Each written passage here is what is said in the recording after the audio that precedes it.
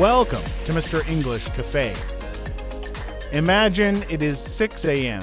Your alarm is screaming. It's cold, you're tired, and your bed feels like a warm hug. You have two choices: hit snooze and stay in the dream, or get up and chase the reality. Did you know that 80% of New Year's resolutions are abandoned by February? Most people don't fail because they lack talent. They fail because they can't do what they hate to get what they love. Let me ask you, are you in control of your mind, or is your comfort in control of you? Hello everyone, welcome back to the show. I'm your host, Joe. I am so glad you chose to spend your time with me today. Today, we are diving into something that touches every single one of us, the science of self-discipline.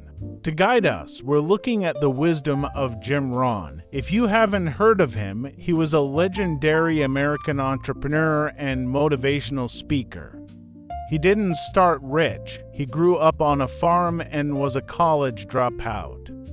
By age 25, he was broke and discouraged. But he met a mentor who taught him that success isn't something you pursue. It's something you attract by the person you become.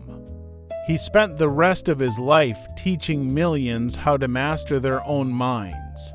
If you find today's episode helpful, please hit that subscribe button and give us a like. Let's get into it. I want to start by being real with you. I used to hate exercise. To me, the gym felt like a chore. It was loud, sweaty, and honestly, painful. I loved the idea of being fit, but I hated the process. Does that sound like you? Maybe you love the idea of speaking perfect English, but you hate the grammar exercises.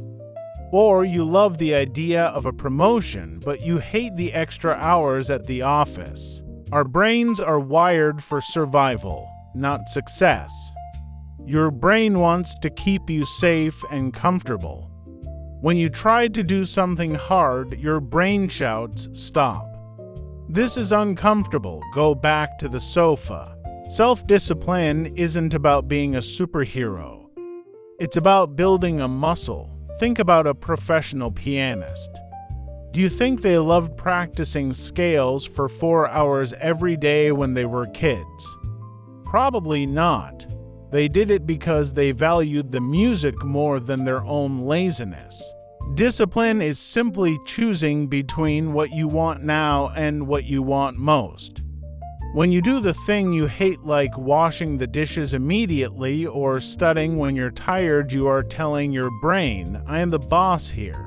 Jim Rohn had a way of making hard truths sound like poetry.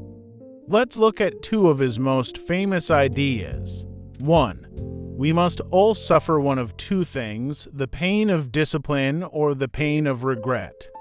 This is about the economy of pain. Discipline is a small pain you pay for today.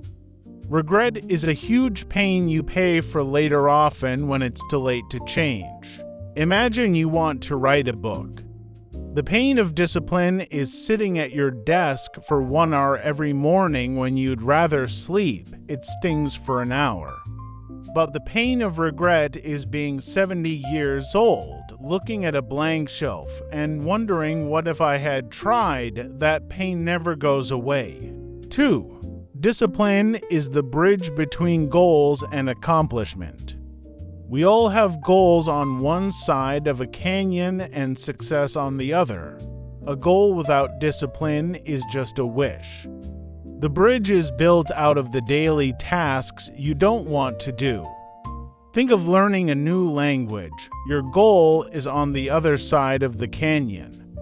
Every day you study boring vocabulary, you are laying one more brick on that bridge.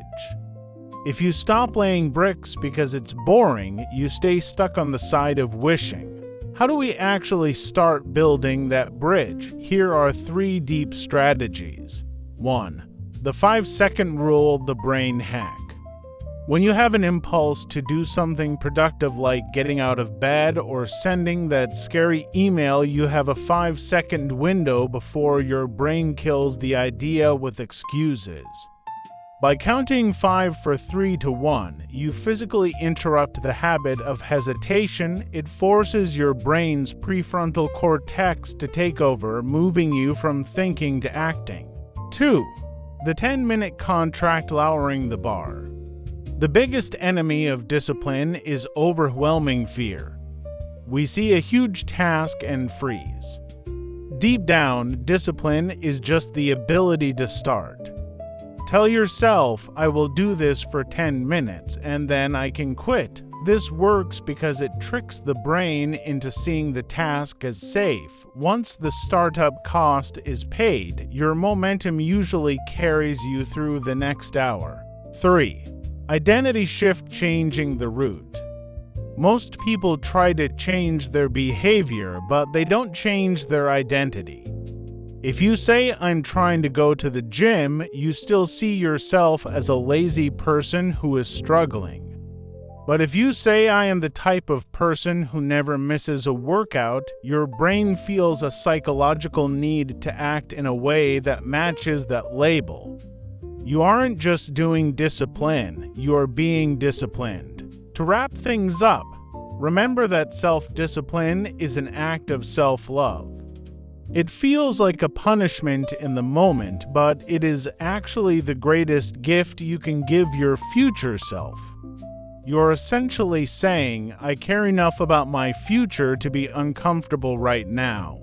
As Jim Rohn said, don't wish things were easier, wish you were better. Repeat the hard thing until it becomes a habit. Don't wait for motivation. Motivation is a feeling that comes and goes. Discipline is a decision that stays. We've covered a lot today, from Jim Rohn's farm boy wisdom to the brain science of the 5-second rule. Before you go, I want you to think deep. What is one small pain you have been avoiding that is actually the key to your biggest dream? Take that first step today. Thank you so much for listening. If this touched your heart, please share it with a friend who needs a boost.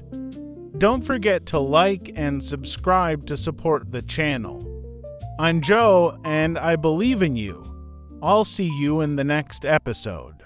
Thanks for joining us. In this podcast, you've learned the following. Let's read aloud. We must all suffer one of two things, the pain of discipline or the pain of regret. We must all suffer one of two things, the pain of discipline or the pain of regret. Discipline is the bridge between goals and accomplishment. Discipline is the bridge between goals and accomplishment. Resolution. My resolution for the upcoming year is to practice more self-compassion and exercise regularly. The UN is working hard to find a peaceful resolution to the border conflict between the two countries. This camera can capture incredibly sharp video because it records in a very high resolution. Entrepreneur. The young entrepreneur successfully launched a mobile application that tracks personal micro-habits. To be a successful entrepreneur, you need to have an immense amount of grit and resilience. The local government provides special financial grants to support female entrepreneurs in tech. Chore. After finishing his morning running streak, he returned home to do his daily chores. Writing these repetitive weekly data reports has become a real chore for the entire team. The parents created a colorful chart to encourage their children to help with basic household chores. Sting. Be careful around that bush. There is a large wasp nest, and they will sting if you disturb them. His arrogant comments about her professional competence really stung her pride. The police managed to arrest the entire fraud ring during a clever weekend sting operation. Feel free to read it aloud. If you have any questions or suggestions, please leave a comment below.